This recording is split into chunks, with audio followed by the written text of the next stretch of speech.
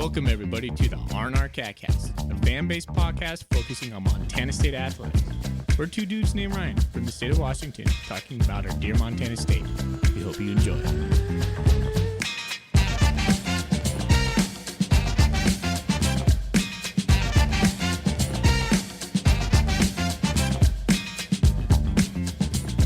All right, Bobcat fans. Well, tonight we have a special guest. We have former Bobcat safety Jahque Alleyne joining the show, who played for the Cats from 2018 to 2019. Jahque, how you doing, man? I'm doing good, boss. How you doing? Doing fantastic. It's Wednesday. It's Cat Griz week. I'm stoked. I'm getting pretty excited for the game. How are you feeling over there about the game? I'm feeling really excited. 11-0 season. They're looking pretty good, looking dominating. We had a hiccup a little late in the game last week, but I'm looking forward to the game this weekend. Yeah, me too. It should be a good one. I'm excited it's back in Bozeman. You were a part of a couple Cat Griz games. We'll get to that a little bit later. But first, man, I just want to know, what have you been up to since you, finished your time at Montana State? I've been all over the country, man. I work in Washington, D.C. now. I was living in Houston for about a year and a half, 2 years. But I stayed in Montana for a little while after I was done playing ball. But I work in D.C. now. Cool. That's cool. How did you so you stayed in Bozeman for a little bit and just decided, Montana's not for you, or? Nah, it wasn't like that. Well, it was a little bit of it, I ain't gonna lie. Yeah, but, that's cool. Yeah, just a little more job opportunity. Absolutely. Outside of, so. Yeah, I mean, that's why I'm out here in Washington now. It's just only so much things you can do in Montana sometimes, Exactly, Miss it, but I love it. But still follow the Bobcats. That's all. I'm still connected in that way, and it's fun to talk to some former players, and this show has really allowed me to keep connected to Bozeman in a way that I couldn't if I wasn't doing this. So appreciate you coming on and allowing me and the other fans to kind of continue that fandom, no matter where you may be in the United States. Yeah, no, I appreciate you having me on. So my first question is, anytime we get a former player on here before we start talking anything else, I'm kind of curious, how did you end up at Montana State? So when I was transferring from Virginia Tech, I had a couple other schools. I was probably going to look at going over to Marshall because there was an old coach. He was at Marshall, and he wanted me to go over there. But then Coach Orfeh, who was the DB coach my first year at Montana State, he ended up reaching out to me while he was still at South Carolina. So I'm thinking I'm going to South Carolina because I wanted to go further south. But then he was like, yeah, I'm the DB coach at Montana State. I was like, dang. Not quite the same thing. Yeah, So, I already knew about Montana State. I didn't know at that time, I didn't know what the rivalry was called, but I watched every level of college football, so I already knew about both schools. And so it's also crazy how the universe and God work is that Coach Choate was at Boise State when they played Virginia Tech. And then, I ended up running into him. And so that's how I ended up over there. We ended up getting close, and I was just like, he kind of already knows how everything works where I'm from and, the style of play I want to bring in. So I came over here. That's cool. Did you take a recruiting trip out here, or do you just kind of sign? Oh, no, I took my recruiting trip. I took it in making sure. Yeah. I took it in April of 2017. And I never seen anything like it. Our mountains in Virginia is completely different than the Rockies. So that's what also drew me in. So I was just like, yeah, I come over here, different scenery, different environment. And I don't want to be completely different from everybody else. So I was like, I want to just take the chance. So I did it. That's cool. So you, did Jeff Choate kind of sell you on the program a little bit too? Yeah, he kind of did. Yeah, him and Coach Gregorak, they definitely sold me. Did you have Ty both your years? No, just my first year, and then I had Coach Ione my last season. That's right. I can remember when Ty was let go. So okay, so you had Kane Ione, which is a Bobcat legend himself, safety. So that's probably pretty cool. Indeed. Learning under a guy kind of played the same position as you as a Bobcat. Kind of everyone loves Kane Ione over in Bozeman. Yeah, they definitely do. And I enjoyed playing ball under him. Well, that's cool. So we're glad that you made it over to Bozeman. You had some, standout plays, and you were a stellar player. And of course, I think the first play anyone's going to think of when they think about your time here is the very first play of Cat Griz 2019. You jarred that ball loose, and Marcus Ware, or not Marcus Ware, who am I thinking of? Goodness. Derek Marks. Yeah, Derek Marks. Mm-hmm. Getting my players confused here. Jumps on the ball, kickstarts that thing, kind of snowballs that game. And man, what a way to start that game. And that was a nice hit you laid on that guy. And that was one of my favorite Cat Griz moments. That game was one of my favorite Cat Griz games of all time because we finally, beat the pants off of them. I know, and it seems to be the case going back and forth though, whether each team is a home team, so that seems to be the case lately. What was maybe your favorite memory as a Bobcat? I would probably say that game right there, that Cat Griz game. I don't even know. If I'm being honest, I don't even know what was going through my mind that play. I was just like, when I saw him catch it, I was like, you know what? You've had 100 yards so many games, and I watch film on y'all, and I don't know how y'all keep getting away with this foolishness. So I'm gonna just come down here and hit you. And I didn't even know the ball came out till like later on. Oh, that's awesome. That was a amazing play, an amazing atmosphere. I don't get to go to too many of them anymore, so it was even loud and crazy on TV. Oh yeah, I've tried to catch some, but haven't been able to lately. But I'm gonna catch a few in the next couple seasons. So after that win, you went on to win a couple playoff games, Albany and Austin Peay. The Austin Peay was a pretty cool environment too. That was an exciting win. It's super cold. It's probably getting pretty cold at that point. That's December 13th. I'm looking at the schedule right now, so probably pretty chilly. Yeah, the night game too. Doesn't quite get that cold over in Virginia, huh? Nah, not at nighttime. Man, today it was like 65.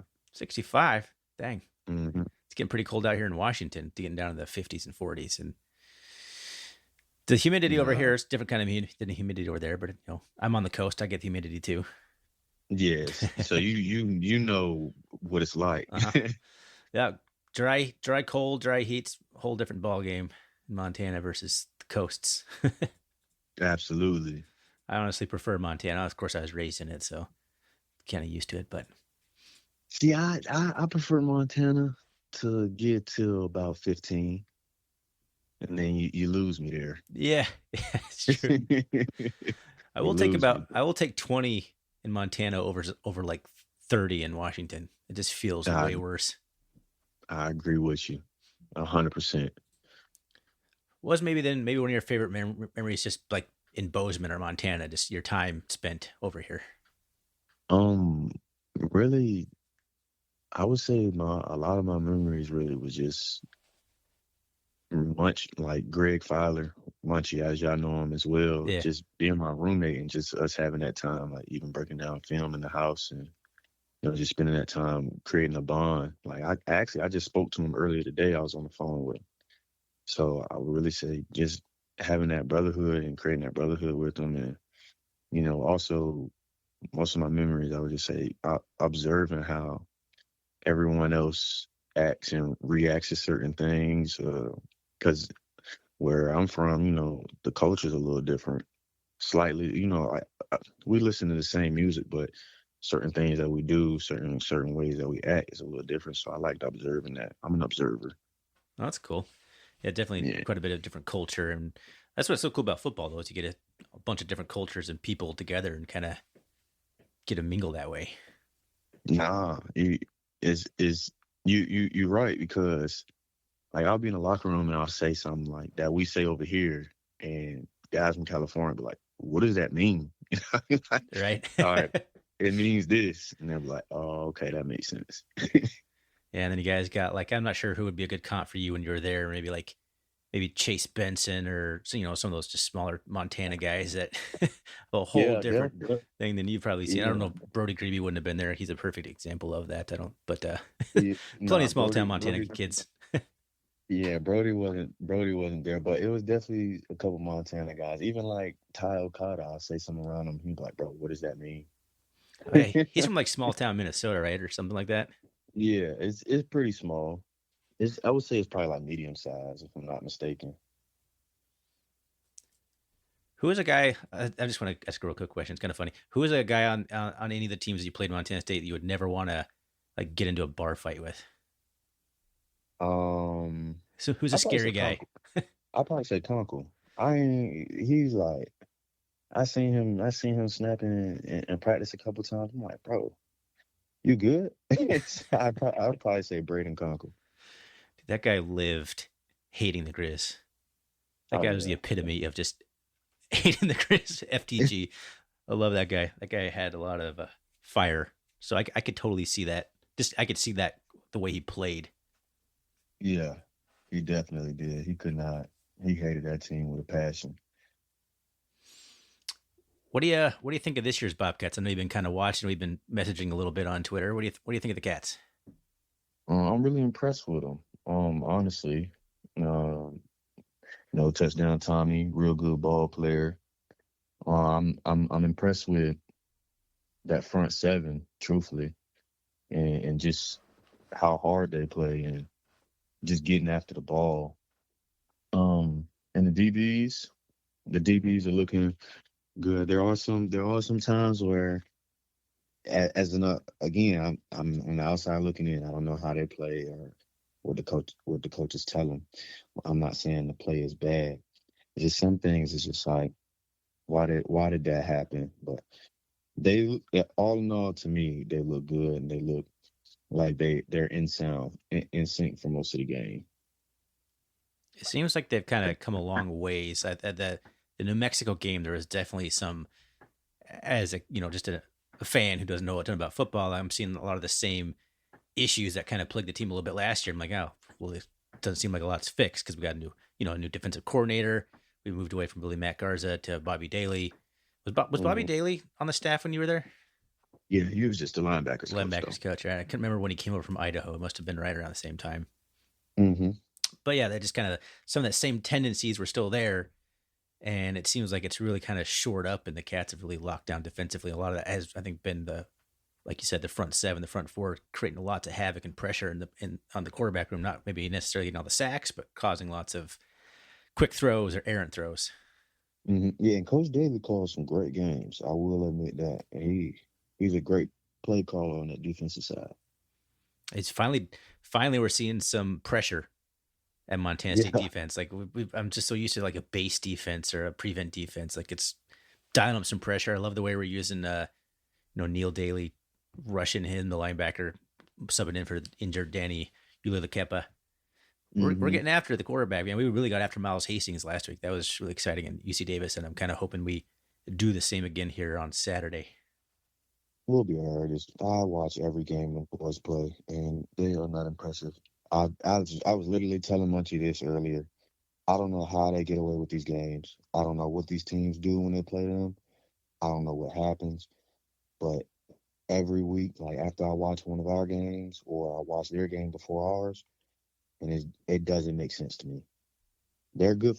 They're a good football team. Do not get me wrong. I think they have players that can make something happen, but I just watch that offensive play calling every time. That's what I mainly focus on because I play defense.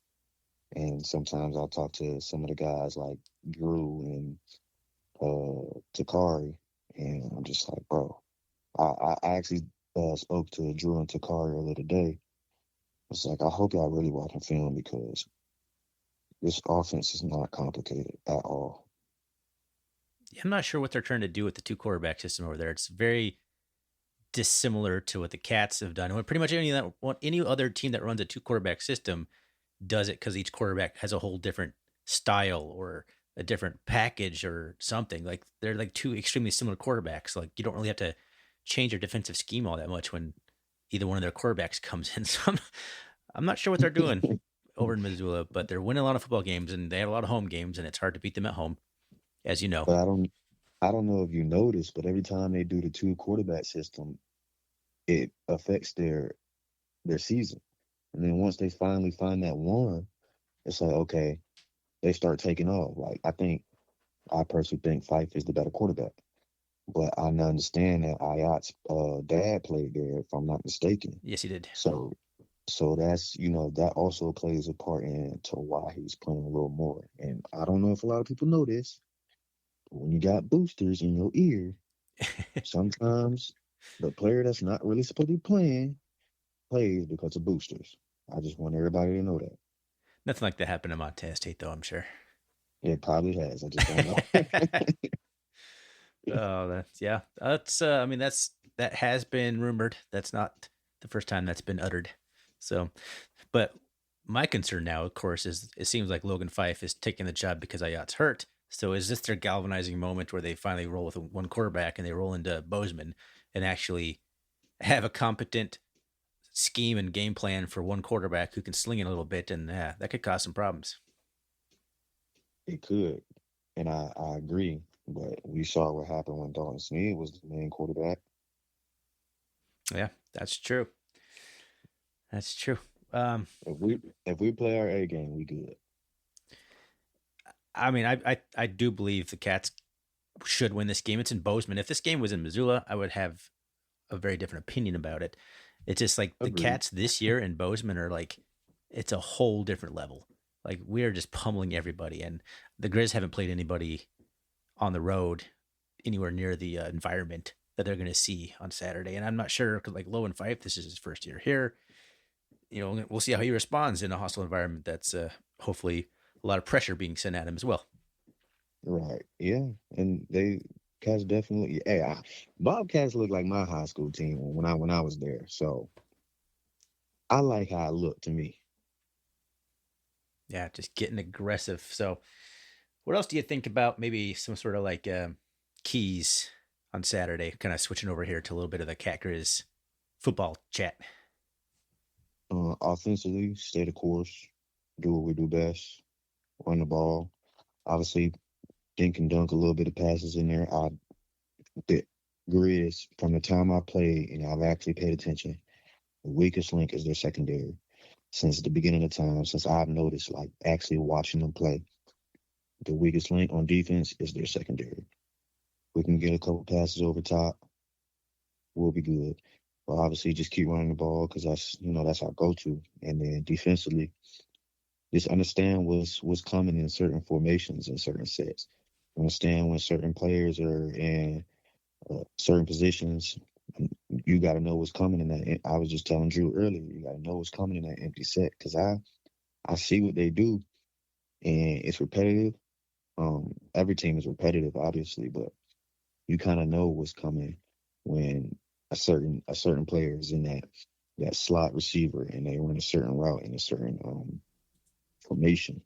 So I think we just gotta bring it to them on defense, and I don't think their line can play with our D line. So I'm looking forward to it. That's interesting because I think a lot of people are focusing on the lines here in this game, like you said, our offensive line and their defensive line, which is taking a step back from last year. They lost Alex Governor, some of their really good players, but it's interesting that I think that you think that possibly their secondary could be exploited. Obviously, Weber State exploited their secondary to the max. They seem to have fixed something along the lines, but they've been gashed real bad a couple times this year through the air. And then there's one of their starting safeties got ejected last week, so he's not playing the first half. I think he got ejected in the first half last week, so I think he should be back. Nah, he got ejected the second half. I want to say. Well, that certainly would help the Bobcats, I think. I don't know. I'm just curious how much the Cats are actually going to throw the ball, even though, like you said, they could take advantage of it. I'm not sure that we'll try. Probably won't because our go-to is to run the ball, and it works effectively every time. It's kind of what I think Jeff Choate used to say, like, 3 things can happen when you throw the ball, and 2 of them are bad. Yeah. So that sounds like Coach Choate. So I think Biggins kind of the same way, like run the ball until I don't have to. Exactly. And we didn't really not have to. I think it's quite possible the Cats aren't going to have to throw the ball too much. I think they'll probably do a couple play actions, pops, take a couple deep shots, but yeah, see, this is where like the matchups matter so much in football. Like, okay, their secondary maybe is a little bit weak, but that's not really what we're gonna do to expose necessarily. So Right. it'll And be exciting, man. we have the receivers to exploit the secondary. We do. What do you think of our receiving core this year? It's got a whole new group, kind of a little bit, but I like this. I feel like they have a little bit more size on the outside than what we were used to seeing. Now, I might be biased, but I think the receivers that I was playing with are a little bit more athletic, a little bit more athletic. But I like our receivers now. They play good ball. I don't see them really complaining, and they make the best of any chance that they get. So I just like how the receivers look right now too as well. I like Six because he cold. yeah, he's a good ball player and he's a leader and a fiery guy, and he's kind of that voice in the wide receiver room and almost on the offense because Tommy Lott's not real vocal. So I think Ty McCullough is kind of the vocal leader a little bit on that offense. Yeah, I also like Taco Dollar. He kind of remind me of Kev a little bit, not as like shifty, but just a smaller and shorter in stature Kev. That's what he reminds me of. Yeah, I can see that. He's got a lot of fire too. He talks a little smack out there after some big touchdowns he has. Yeah, hey, I like it. I like it too. You won't. I like it too. I like it. I heard that last week in the UC Davis when he returned that punt for a touchdown that there was Cats only had 10 players on the field. To score on a punt return with 10 players is it's kind of nuts. I can't knock that at all. And he almost got taken down by the punter, which is kind of funny, but it happens. It happens to the best of us. So you would have played, just circling back a little bit, Travis Johnson was playing. Mm-hmm. Travis Johnson, Kevin Cassis. Who am I missing? Lance McCutcheon. That's right. It's insane how many wide receivers the Bobcats have sent at least to like NFL training camps, considering we don't hardly pass the ball. Yeah, I know. It is crazy to think about, but it's just what you do with your opportunities. Like, that shows up on film. But I think another thing that people don't realize is when you play for a running team and you're blocking a lot, coaches and scouts, they notice that, like, okay, you're taking that time to block. So that also plays a large factor in you getting looked at. That goes from when you're in high school getting recruited into college as well. That they look at that stuff. So that also played a factor, I'm sure, for them as well. I mean, you got to come to Montana State as a wide receiver knowing you're probably going to be blocking a lot. Hey, you're a big, fast tight end. Yeah, basically. If there's 70 plays being ran, be ready to block for 50 of them.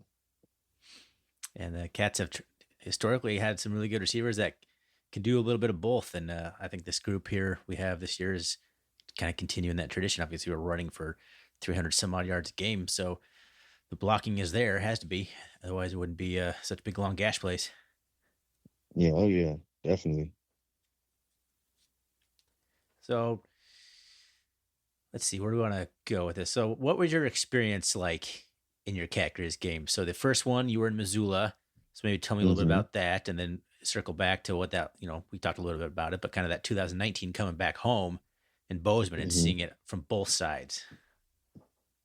The Missoula one was crazy because I kept hearing about, so I'll be honest, like my first season, I didn't really care about the rivalry that much, but I hope people understand, like, I'm from Virginia. It doesn't affect me as much as it would for y'all. So I just wanted to win the game. And then once I finally like got the feel of it and like understood like how passionate it is to everybody else, and I was just like, all right, I can lock in for this. But the first game there, it's just everybody knows, they have a nice little stadium. It get pretty loud, but to silence that stadium in the last couple seconds was I don't even know the words to explain it. It was just, it felt great. Like just going from that loud cheer to dead silence, and then Munch gets put in the papers for what he did. So I thought that was pretty funny. And then coming back into Bozeman, coming back into Bozeman and having all the fans there, and that first play just striking fear into their hearts for the rest of the game. And it was just that second year, I felt it a little more because one, I was irritated because we made it to the playoffs and they didn't, and they still picked them to finish in front of us. So that already made me mad. And then during that game, I was like, all right, well, we got the better record. Y'all come in here. I don't think y'all are good. I don't think any of the receivers are good. So let's just do what we do. And then we ended up blowing them out. Yeah, it's pretty funny. The end of 2018, first play of 2019, both fumble recoveries by Derek Marks. Mm-hmm. It's kind of a funny little book into there. Walk us through that last play in 2018. I didn't even think about that. Like, what was that like? It was wild, man, because I seen him running towards the hole that I was coming into, and then next thing you know, I just saw him get hit and the ball pop out, and then recovered it, and I was like, oh, thank goodness, because I was not trying to lose this game. It felt surreal. Did you just take off running down the field? I know a lot of the players did. Yeah, do you even remember? Just so much juice. If you watch that video, if you watch the ending of the video, I think I don't know who I run into, but I run forward and somebody runs into me and I spin off of them and just run downfield. I remember that play. I definitely remember that one. That's like one of those plays as a sports fan. There's a few you get throughout your sports viewing life where you're like, you know exactly like where you were, who you were with, all these things. Mm-hmm. There's only a couple that really come to my mind. That one, obviously, I remember exactly where I was when Boise State beat Oklahoma in whatever bowl game that was, like 2007. And I'm dating myself, but it was the Fiesta Bowl. Yeah. Yeah, I remember I remember that one. I was at the Cat Spa. Actually, I was at the Cat Spa watching that with my friend Kyle. I remember that one. I remember a couple plays. I remember some plays from high school, from Virginia Tech. I remember a couple plays in my career. Even if I wasn't playing, I remember some memorable things. Well, you had plenty of memorable moments in Bozeman, and we appreciated that you came over, gave our little school a chance, and was a productive player. And it was a lot of fun watching you play. And we just thanks, man. Thanks for coming on the podcast. I'm not sure what else we want to say here. Is there anything else you want to say about the this year's Cat team or the Cat Griz or anything like that? I mean, first of all, I just want to say thank y'all. Honestly, sometimes when I was running, people out there, they'll tell me like, "I remember you," and it'll be a shock to me because I don't feel like I did enough. I don't know if that's because of the standard I hold myself, but there are days I just didn't feel like I did enough, to be remembered. Like, Troy, Kev, just those great guys. But when people tell me, I remember you and you're a heck of a football player, that means a lot to me. And I have a 4-year-old, and hopefully someday he hears those stories about his dad. So that's one thing I can appreciate from y'all. I definitely thank y'all and welcoming me. So I definitely want to say that first. And then on top of that, I hope the guys go out there with a chip on their shoulder. I mean, I know you're undefeated, but you gotta end it with a bang. They won last year. They won the Big Sky Conference last year, and everybody was laughing at you. Now it's y'all turn to make everybody laugh at them. That's right. It's always one more chance to wash away the bad taste. Oh yeah, absolutely, bro. Absolutely. For sure. But hey, if like I said, I live in Virginia now. Any Bobcat fans that listen to this, if you ever want to take a vacation, you're tired of California, Mexico, It's not Miami or California, but come on down to Virginia Beach. DM me on Instagram or Twitter or Facebook. I could set up a little something, tell y'all all the nice places. Come on down. It's cool. It's a cool little spot. It's family friendly. Well, I'm gonna have plenty of free time this summer, so Hey, maybe come I'll on take down, you up on man. that. That sounds fantastic. Come on down. Nice little family friendly little beach. You know, it's a couple of few things for the young adults. We have amusement parks. Yeah, so just let me know, and I'll send people to certain places. I'll get y'all right. All right. Well, you heard the man, and once again, Jahque, we appreciate you coming on, and let's just get out of here like we always do on this podcast. Can I get a go Cats from you? Yes, sir. Go Cats. Let's get a big dub this weekend. All right. I love it. Go Cats.